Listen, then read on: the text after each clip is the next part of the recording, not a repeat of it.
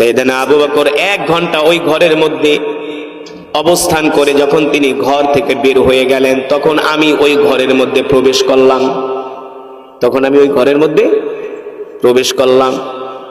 ওই ঘরের মধ্যে প্রবেশ করে দেখি ওই ঘরে একজন অন্ধ মহিলা, ওই ঘরের মধ্যে একজন অন্ধ মহিলা, বিধবা, বয়স্ক জীর্ণ শীর্ণ একজন মহিলা, তিনি ঘরের মধ্যে বসে আছেন। কিন্তু ওই মহিলা তো আর জানেন না তার ঘরে কে আসেন, কারণ সে তো আর চোখে দেখে না। তার ঘরে কে আসেন সেটা তো আর ওই মহিলা দেখেন না। কিন্তু একজন লোক তার ঘরে আসে, প্রতিদিন আইসা তার ঘরের থালাবাটিগুলো ধুইয়া দেয়, ঘর ঝাড়ু দিয়া দেয়। আল্লাহু আকবার বলবেন না? থালাবাটি ধুয়ে দেয়, ঘরগুলো ঝাড়ু দিয়ে দেয়, নিজের হাতে রুটি বানায়, নিজের হাত দিয়া ওই অন্ধ মহিলাকে রুটি খাইয়ে দেয়। এইভাবে করে সাইয়েদনা আবু বকর বছরের পর বছর ওই অন্ধ মহিলার খেদমত করে যায়। আল্লাহু আকবার। সাইয়েদনা ওমর রাদিয়াল্লাহু তাআলা আনহু বলেন, আমি এই দৃশ্য দেখে আর সহ্য করতে পারলাম না। সাইয়েদনা আবু বকর কত ভালো একজন খলিফা, যিনি কিনা মদিনার খলিফা হইয়া মহিলার ঘরে ঢুকে, অন্ধের ঘরে ঢুকে নিজের হাত দিয়া থালা বাসন ধুয়ে দেয়, ঘর পরিষ্কার করে দেয়, তার বিছনা ঝেড়ে দেয়, নিজের হাত দিয়া রুটি বানায়া অন্ধ মহিলাকে খাইয়ে দেয়। এইভাবে করে বছরের পর বছর সাইয়েদনা আবু বকর খেদমত করে যায়।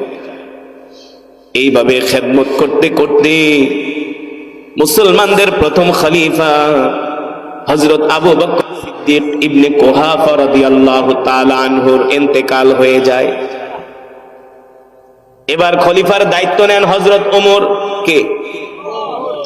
এবার খলিফার দায়িত্ব নেন হযরত ওমর। হযরত ওমর রাদিয়াল্লাহু তাআলা আনহু যেদিন থেকে খলিফার দায়িত্ব নেন, তার মাথায়ও একটা টেনশন। সাইয়েদনা আবু বকর তো ইন্তেকাল করছে, কিন্তু তিনি যেই অন্ধ মহিলাকে খেদমত করতেন তিনি তো আর ইন্তেকাল করে নাই, তিনি তো বেঁচে আছেন। তার মানে সাইয়েদনা আবু বকরের পরে ওই খেদমতের দায়িত্ব তো হযরত ওমরের ঘাড়ে। আল্লাহু আকবার। ওই অন্ধ মহিলা তো আর জানেও না, বোঝেও না কে তার খেদমত কইরা যায়। সে তো আর জানে না মুসলমানদের খলিফা হযরত আবু বকর আয়েশা তার ঘরের কাজগুলো করে যায়, সে তো আর জানে না।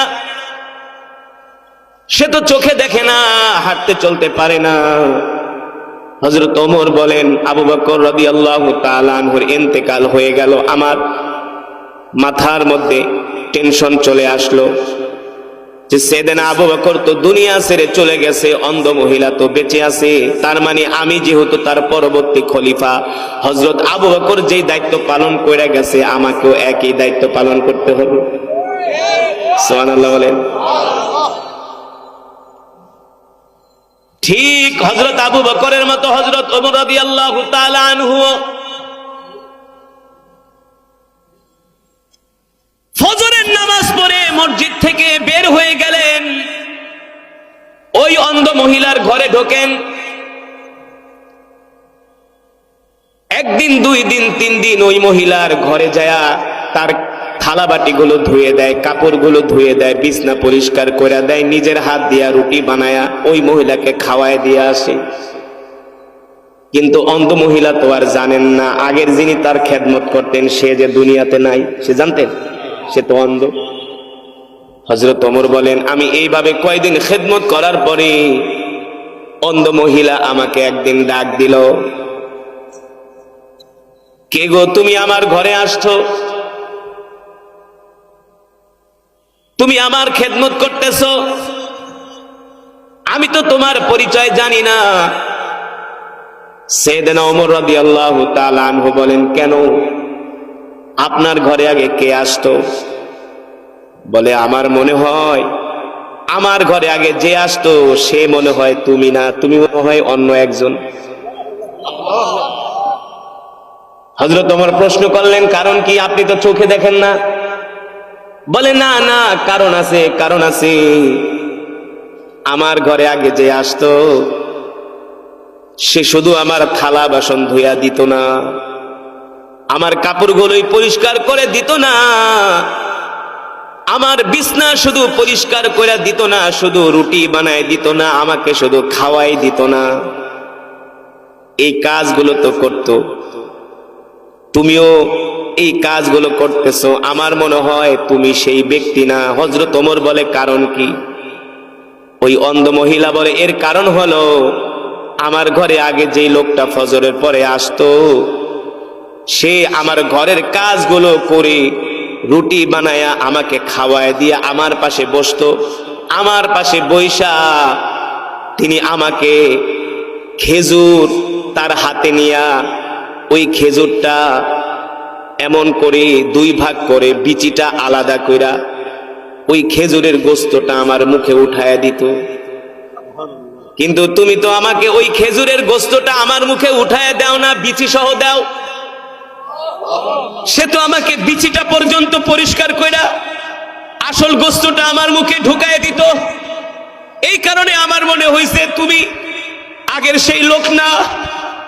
যদি আগের লোক হইতা তাহলে তুমিও তার মতো খেজুরের বিচিটা আলাদা কইরা শুধু গোস্তটা আমার মুখে ঢুকায় দিতা, বিচিটা আলাদা করে দিতা।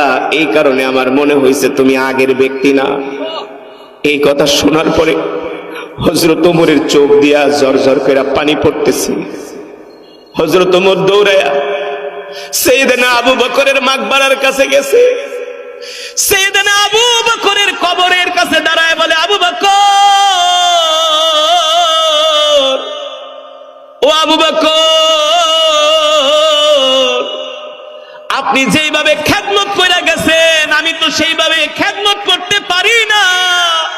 আপনি শুধু বৃদ্ধা মহিলার কাপড় ধুইয়া দিতেন না, ঘর পরিষ্কার করে দিতেন না, রুটি বানায়া খাওয়ায় দিতেন, খেজুরের বিচিটা পর্যন্ত আলাদা করে তার মুখে ঢুকায় দিতেন। আমি তো আপনার মতো খেদমত করতে পারি না। ও আবু বকর, আপনি তো আমার কাঁধে আরো দায়িত্ব বাড়ায় দিয়া গেলেন। আবু বকর, ও আবু বকর, আপনার মতো তো আমি এত ভালো করে খেদমত করতে পারি না।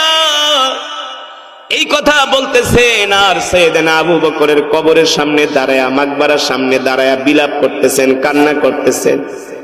আর সাহাবীরা দেখতেছে, তারাও কান্না করতেছে। আল্লাহু আকবার, জোরে বলেন আল্লাহু আকবার।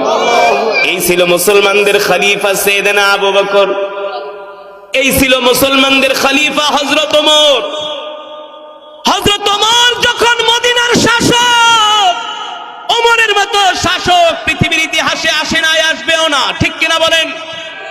এই ওমর খলিফার দায়িত্ব নিয়ে বলেছিলেন, আমি ওমর খলিফার দায়িত্ব নেওয়ার পরে একটা কুকুরও যদি না খায়া মরে, ওমরকে আল্লাহর দরবারে, আল্লাহর আদালতে জবাব দিতে হবে।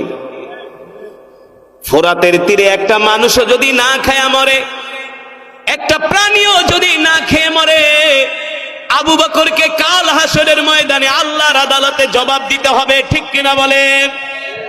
এই ছিলেন মুসলমানদের খলিফা হযরত আবু বকর, হযরত ওমর ইবনুল খাত্তাব রাদিয়াল্লাহু তাআলা আনহু। এই কারণে তো আল্লাহ রাসূল বলছেন, মিন আসহাবিকান নুজুম ইকতাদাইতুম ইহতাদাইতুম। ও আমার উম্মতরা, তোমরা আমার সাহাবীদেরকে অনুসরণ করো, অনুকরণ করো। আমার প্রত্যেকটা সাহাবী তোমাদের জন্য হলো তারকাতুল্য, ঠিক কিনা বলেন?